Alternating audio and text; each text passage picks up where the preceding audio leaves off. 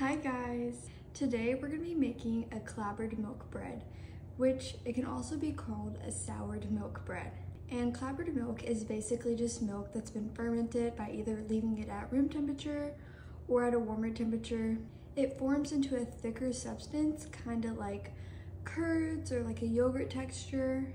And we use clabbered or fermented milk to create yogurt and cheeses because of the bacteria that forms in it. Here I have with me some of my clabbers that I've made. I'm not sure which is which, but it is a first, second, and third generation clabber. You usually want to use a third or fourth generation clabber whenever making yogurt or cheese, just because the bacteria is so active and powerful. Now, the reason why I'm not making yogurt or cheese with these is because whenever you make clabber or whenever you ferment the milk, you want to use that product whenever it's done within 24 hours. And these have been sitting in my fridge for a few days now because I made a fourth generation clabber and I used that one to make the yogurt that I plan on making. And here I can show you kind of what that clabber looks like. Once again, it's like a yogurt texture. You can see it's like a soft yogurt creamy texture.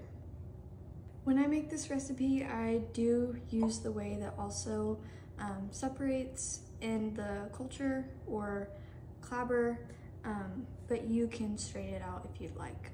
If you do strain it out, I would add maybe a little bit of milk to your clabber whenever you add the yeast to it.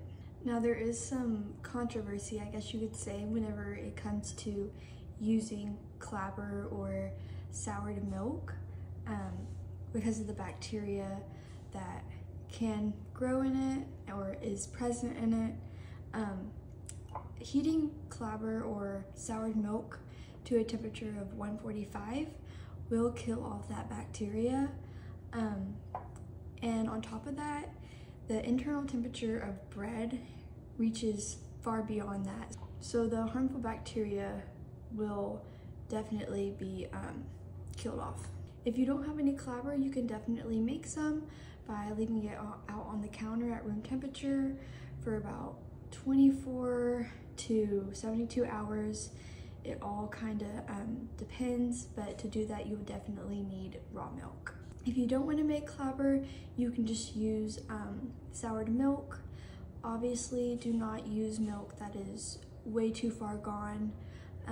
We're talking about soured maybe 1 to 3 days really max, but 1 to 2 days sour. It should have like a sour smell, but it shouldn't be absolutely unbearable. The first thing we're gonna do is just put this in a pot over the stove, and we're gonna heat it to a warm temperature. We don't want it to be hot, but we do want it to be warm so that the yeast can activate. So I'm gonna go do that and I'll be right back. Here I have my warmed culture. I have about 1.5 cups of warmed culture. We're now gonna add 1/4 cup of white sugar and 2 teaspoons of active dry yeast to the warmed clabber. And now we'll just give that a whisk. Now that we've whisked together the yeast, sugar, and clabber, we're gonna let it sit so the yeast can activate for 10 minutes. Here we can see that our clabber is foamy from the yeast. If your soured milk or clabber doesn't foam, then your yeast might be dead. We're gonna set this aside and we're gonna go ahead and sift our flour into another bowl. Here I have 4 cups of all-purpose flour. You can also use bread flour if you have that on hand instead.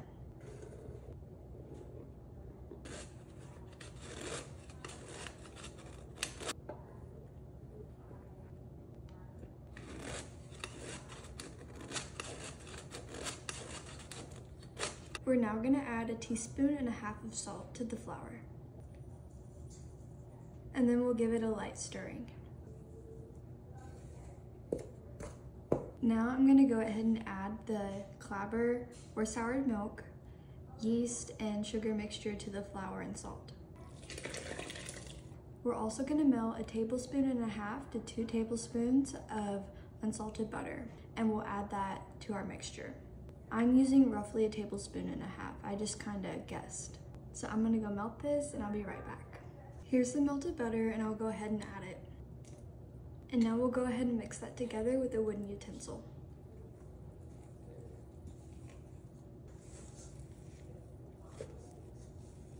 And I always lose patience stirring with a wooden utensil, so I always like to go in and use my hands. About halfway through mixing it with the wooden utensil.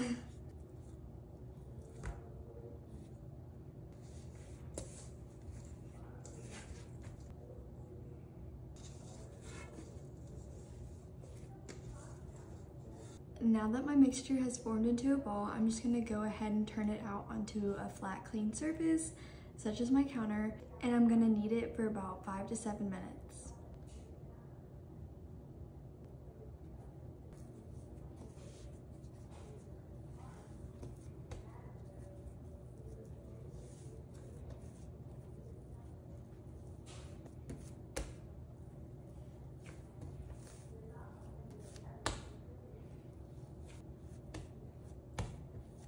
I kneaded the dough for about 5 minutes, and now I'm gonna go ahead and add some oil back to the bowl we had our dough in and just grease the sides, then return the bread back to the bowl and let it rise until it's doubled in size, which is about an hour to an hour and a half.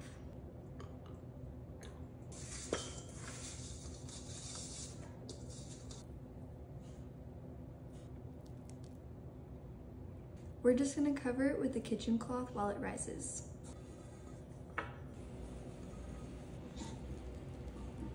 It's been an hour and a half, and we're gonna go ahead and punch the dough down and then oil 2 bread pans, put it in the bread pans, and then put it in the oven.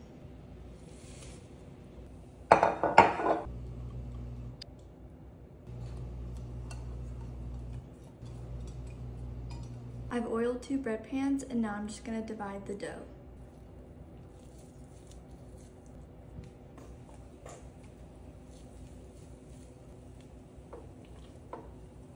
Before I stick this in the oven, I'm gonna go ahead and cover it with a towel and let it set for about 20 minutes just so it can rise a second time.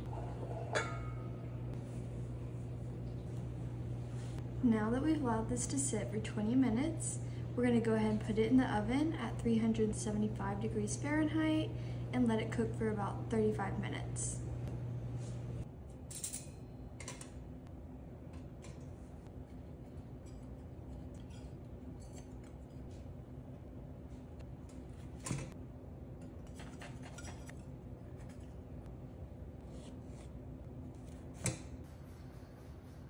Here we have our 2 gorgeous loaves, and now we'll just let them cool before we slice them. Thank you guys for watching this video. If you happen to like this video or found it interesting, go ahead and give it a thumbs up, and don't forget to subscribe so you don't miss any future content. If you have any questions, comments, or a future video suggestion, go ahead and leave those in the comments below. Bye y'all.